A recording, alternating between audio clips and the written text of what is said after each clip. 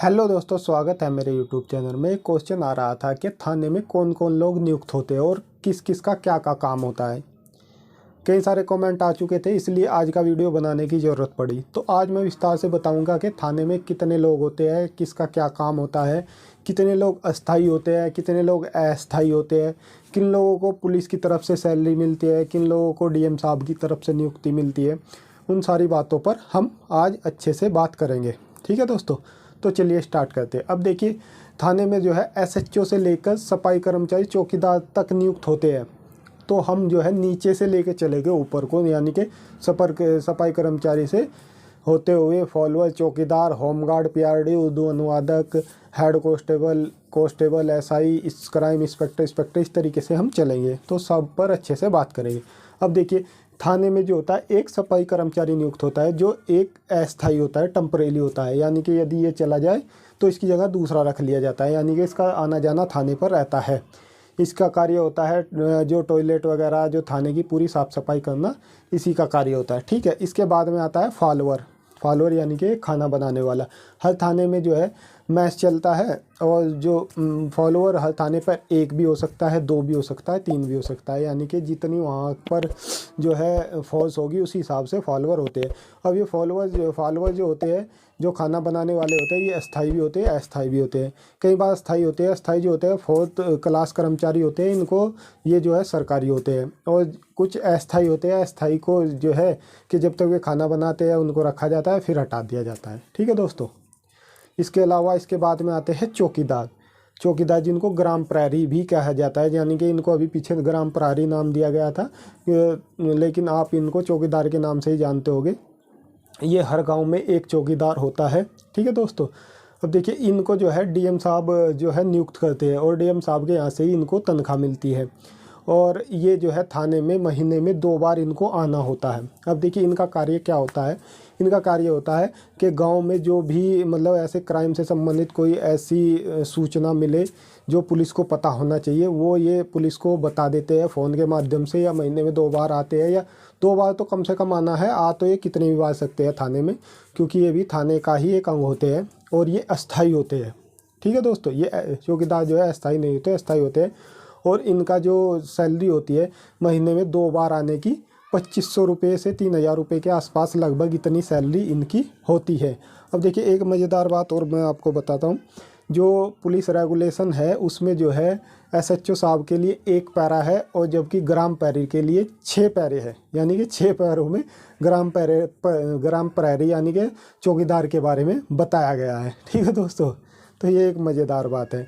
ये भी पुलिस का ही अंग होता है, ये थाने पर आते जाते रहते हैं। ठीक है दोस्तों, इसके बाद में आते हैं होमगार्ड और पीआरडी।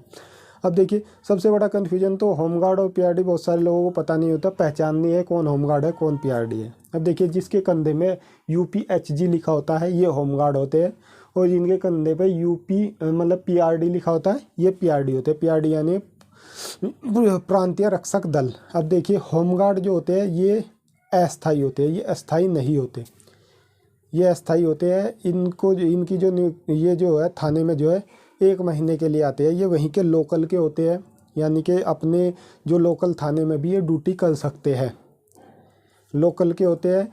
इनकी जो है 1 महीने के लिए एक थाने में नियुक्ति रखते हैं, फिर बदल जाते हैं, फिर दूसरे थाने में चली जाती है, फिर तीसरे थाने में। ऐसे ये पूरे शहर में या आसपास के देहात के थानों में घूमते रहते हैं। अपने लोकल के थाने में भी ये ड्यूटी कर सकते हैं। अब देखिए, जो होमगार्ड होते हैं इनकी जो तनख्वाह लगभग 25,000 रुपये के आसपास होती है। ठीक है दोस्तों, ये भी पुलिस का अंग है, और पुलिस के साथ में कंधे से कंधा मिलाकर ये भी ड्यूटी करते हैं। इसी तरह पीआरडी होते हैं, पीआरडी का भी सेम कार्य है। ये भी अपने लोकल के थाने में भी ड्यूटी कर सकते हैं, और आसपास के थानों में इनकी ड्यूटी बदलती रहती है। और इनका जो पीआरडी का जो सैलरी होती है वो थोड़ी कम होती है दैनिक स्तर, यानी कि डेली बेस पर इनकी होमगार्ड और पीआरडी की सैलरी होती है।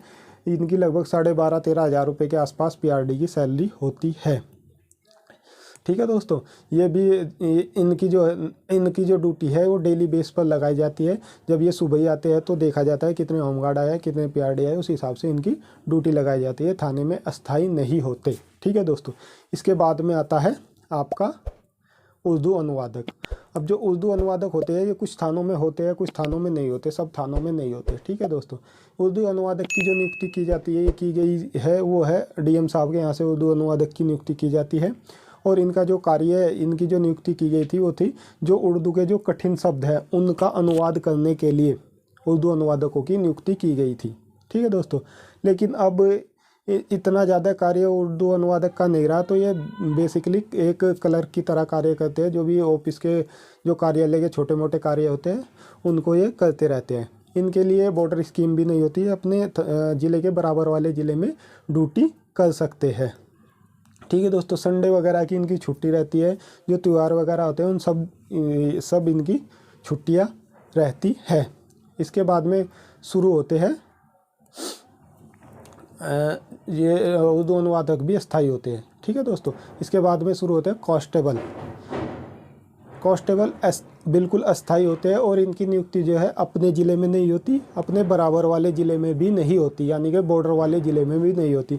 एक ज़िला बीच में छोड़कर तब इनकी नियुक्ति हो सकती है। ठीक है दोस्तों, अब देखिए कांस्टेबल का जो है बहुत ही महत्वपूर्ण कार्य है पुलिस में। इनका जो कार्य होता है क्षेत्र में जाना, जो प्रार्थना पत्र आते हैं छोटे मोटे घरेलू हिंसा के संबंधित या आपस में भाई भाई का झगड़ा, उनकी जांच करना। कार्यालय में भी बहुत सारे काम जो है कांस्टेबल ही करते हैं। कंप्यूटर जीडी कांस्टेबल चलाते हैं बहुत सारे थानों में। डाक का कार्य है, आईजीआरएस देखना, बहुत सारे कार्य जो है, बहुत सारे रजिस्टरों को मेंटेन करना, यानी कि कार्यालय और फील्ड दोनों कार्य कांस्टेबल बहुत अच्छे से निभाते हैं। अब देखिए इसके बाद में आते हैं हेड कांस्टेबल। हेड कांस्टेबल जो है तो कांस्टेबल से ही प्रमोशन होकर जो सीनियर कांस्टेबल होते हैं उनको प्रमोशन होकर उनका प्रमोशन, पहला प्रमोशन हेड कांस्टेबल है। हेड कांस्टेबल का भी महत्वपूर्ण कार्य होता है क्योंकि ये अनुभवी लोग होते हैं जो कांस्टेबल से हेड कांस्टेबल होकर आए थे। हेड कांस्टेबल पर जो सिविल पुलिस में कोई भी मतलब डायरेक्ट नियुक्ति नहीं होती है, प्रमोशन से ही आते हैं। केवल एक नियुक्ति होती है कंप्यूटर ऑपरेटर की, वो भी हेड कांस्टेबल लेवल पर ही होती है। यानी कि सिविल पुलिस में सीधी भर्ती नहीं होती, कार्यालय लेवल पर होती है, यानी कि कंप्यूटर ऑपरेटर की होती है। ठीक है दोस्तों, अब देखिए हेड कांस्टेबल का कार्य क्या होता है। एचएम थाने में एचएम बन जाते हैं हेड मोहरी, जो पूरे एसएलओ का जो गाड़ी वगैरह सीज हुई है, जो भी थाने में सामान है उसकी सबकी देख रेख पूरा डिटेल जो होती है, उस पूरी जिम्मेदारी जो होती है एचएम की होती है। इसके अलावा कार्यालय में भी ये काम करते हैं। ठीक है दोस्तों, और जो कंप्यूटर ऑपरेटर हेड कांस्टेबल भर्ती होते हैं वो कंप्यूटर का कार्य देखते हैं, उनका काम कंप्यूटर पर कार्य करना होता है। देखिए इसके बाद आते हैं SI, sub inspector. Sub inspector का कार्य होता है आपका विवेचना करना, 2 स्टार वाले जो होते हैं, पासपोर्ट की जांच करना, प्रार्थना पत्रों की जांच करना, जो भी क्राइम वगैरह पर काम करते हैं। और इनके ऊपर होते हैं एसएसआई, यानी कि एक एसएसआई नियुक्त कर दिया जाता है, सीनियर सब इंस्पेक्टर, जो सारे एसआईओ को जो है सारे जो एसआई थाने में नियुक्त है उनके ऊपर होते हैं। ठीक है दोस्तों, उसके ऊपर होता है क्राइम इंस्पेक्टर। क्राइम इंस्पेक्टर का कार्य होता है जो थाने के एसएचओ है उनकी सहायता करना और क्राइम से संबंधित कार्य करना। ठीक है दोस्तों, और उसके ऊपर होते हैं सबके हेड, यानी कि थाना प्रभारी, यानी कि एसएचओ, जो पूरे थाने को देखते हैं, जो पूरा थाना जिनके अंडर में चलता है वे होते हैं एसएचओ। उनके बिना जो है थाने में कोई कार्य नहीं होता। जो भी कार्य जब कोई भी दरोगा या कोई भी सिपाही या कोई भी हेड कोई ऐसा कोई भी कार्य करता है तो एसएचओ साहब से पूछने के बाद, अनुमति लेने के बाद ही करता है। यानी कि वो जो होते हैं थाने के, पूरे थाने के जो है उन्हीं के अंडर में पूरा थाना चलता है। ठीक है दोस्तों, इसके अलावा यदि और जो एक चीज़ और मैं बता दूं, जो ये मैंने सारे पद बताए ये मेल और फीमेल दोनों के होते हैं, यानी कि दरोगा भी मेल फीमेल हो सकते हैं, एसएचओ भी मेल फीमेल हो सकते हैं, हेड कांस्टेबल, पीआरडी, होमगार्ड, ये सब मेल फीमेल हो सकते हैं। ठीक है दोस्तों, तो इसमें ये नहीं कि ये मेल के लिए बताया, फीमेल के लिए भी बताया है।